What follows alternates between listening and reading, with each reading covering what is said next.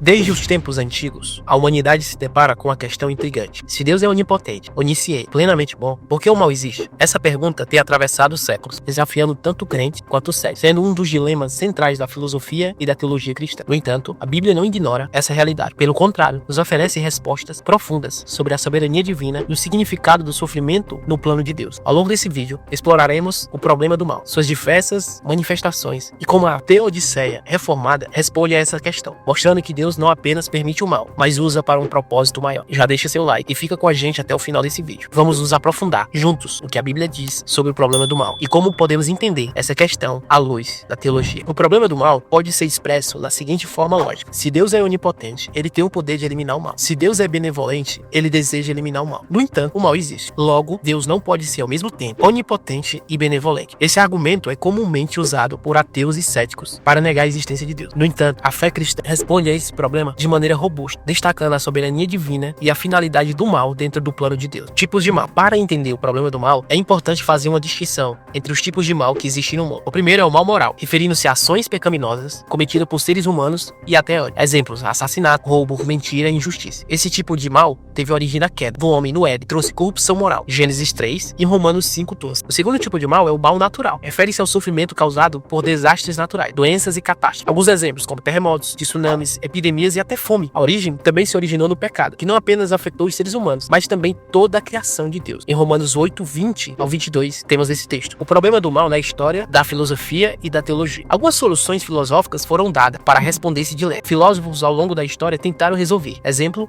Epicuro, em 341 a 270 a.C., argumentou que a existência do mal torna impossível um Deus onipotente e bom. Agostinho de Hipona, em 354 a 430 d.C., defendeu que o mal é uma privação do bem e não uma substância em si. Tomás de Aquino, em 1225 a 1274 d.C., disse que Deus permite o mal para trazer um bem maior. Já a teologia reformada tenta justificar a bondade de Deus e a justiça de Deus diante da existência do mal, diferente de algumas abordagens filosóficas que tentam isentar Deus de responsabilidade. A Teodiceia reformada enfatiza a soberania divina, a doutrina da providência e a centralidade da cruz de Cristo na resposta ao problema do mal. Aqui eu quero fundamentar a Teodiceia reformada em alguns pontos. Primeiro, Deus é absolutamente soberano. A teologia reformada sustenta que Deus governa todas as coisas, incluindo a existência do mal, sem ser o autor do pecado. Em Isaías 46:10 diz assim: o meu conselho permanecerá de pé e farei toda a minha vontade. Em Efésios 1:11, Deus faz todas as coisas segundo o conselho da sua vontade. Isso significa que, embora o mal ocorra, ele não está fora do controle. 2. O mal é o meio para um fim maior. Deus permite o mal dentro de seu plano eterno, para cumprir propósitos que talvez nós não podemos compreender plenamente. A passagem de Gênesis 50:20 diz assim: vós intentaste o mal contra mim, porém Deus o tornou em bem. O mal dos irmãos de Jó foi um mal que teve um propósito para um bem maior. Em Romanos 8:28 diz: sabemos que todas as coisas cooperam para o bem daqueles que amam a Deus. O sofrimento e o mal são usados por Deus para manifestar sua glória e para o bem do seu. Terceiro, o problema do mal na perspectiva reformada. A Teodiceia reformada parte de 3 premissas centrais. O primeiro deles é que o mal entrou no mundo pelo pecado de Adão, que é a queda. A doutrina do pecado original ensina que o mal moral entrou na criação através da transgressão de Adão. No 5:12 diz: por o homem entrou o pecado no mundo, e pelo pecado a morte. Em Gênesis 3, relata como o pecado trouxe corrupção ao mundo, afetando não apenas os humanos, mas toda a criação de Deus. Isso mostra que o mal não é criado por Deus em sua essência, mas uma consequência da rebelião humana. O decreto soberano de Deus inclui a permissão do mal, sem que Deus seja o autor do pecado. Deus decreta todas as coisas. Daniel 4:35. Mas ele não age de maneira pecaminosa, nem coage as criaturas a pecar. Ele permite que os seres humanos ajam conforme suas inclinações, sem que isso comprometa a sua santidade. Isso é explicado pela distinção entre vontade decretiva e a vontade preceptiva de Deus. Vontade decretiva, o plano secreto de Deus, que inclui a permissão do mal para um propósito maior. Vontade preceptiva, os mandamentos de Deus para os seres humanos. Por exemplo, não matarás. Embora Deus tenha decretado a crucificação de Cristo, Atos 2:23, os homens foram moralmente responsáveis pelo pecado de o matar. A resposta ao problema do mal está na cruz de Cristo. A maior evidência de que Deus pode usar o mal para um propósito maior está na morte de Jesus. Jesus foi entregue pelo determinado conselho e presciência de Deus, em Atos 2:23. Em Isaías 53:10 diz: todavia foi da vontade do Senhor esmagá-lo e fazê-lo sofrer. A cruz é o maior exemplo de um mal terrível